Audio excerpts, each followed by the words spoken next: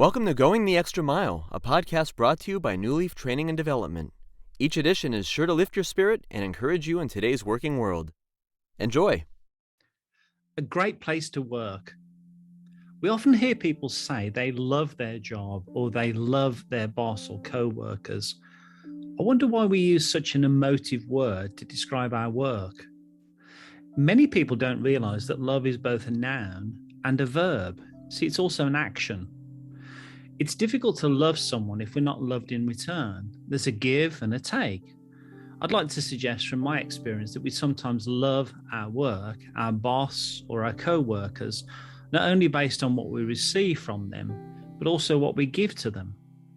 Every year we hear about organizations being rated as great places to work. And when we dig a little deeper, we can see the organization is loved because it loves its workers.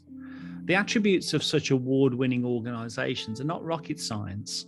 Such organizations are deemed to be making a positive contribution to the world. Such organizations pay their people well. They create a platform for their employees to grow and contribute their ideas. Leadership has humility and yet still makes the numbers. Talking of numbers, great places to work share their financial results and educate their employees on how their work impacts the numbers. Such organizations have intentionally trimmed the red tape as much as possible and unleash talent to thrive within its hallways and to work from home when wanted.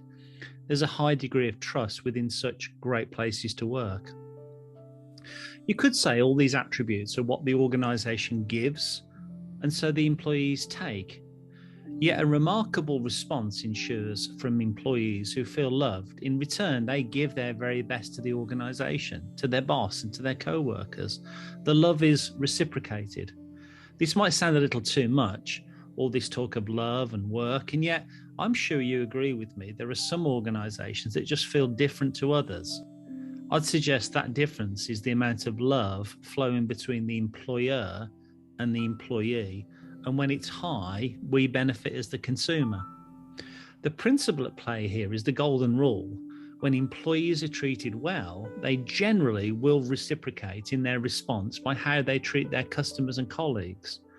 The late Dr. Stephen Covey said, quote, "Treat your employees how you want them to treat your customers," end quote. And I concur with his paradigm.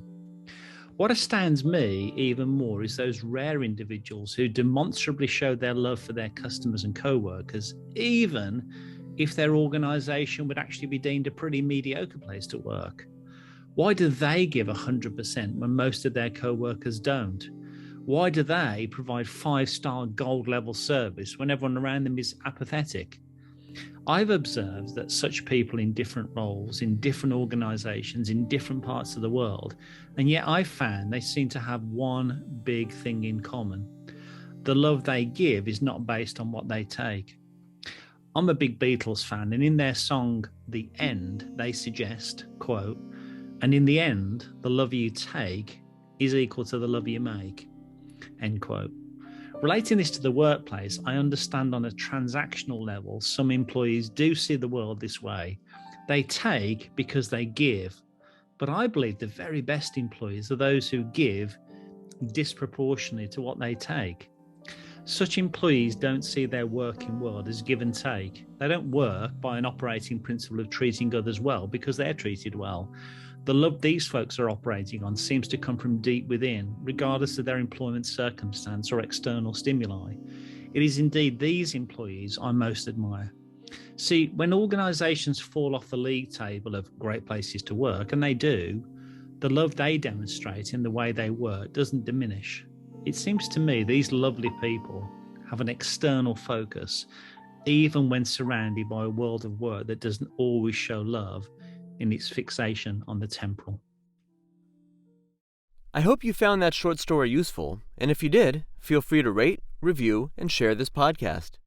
We'll be back next week with another episode, and we also invite you to check out our other weekly podcast, Take 5, an inspiring interview with a leader worth listening to. Bye for now.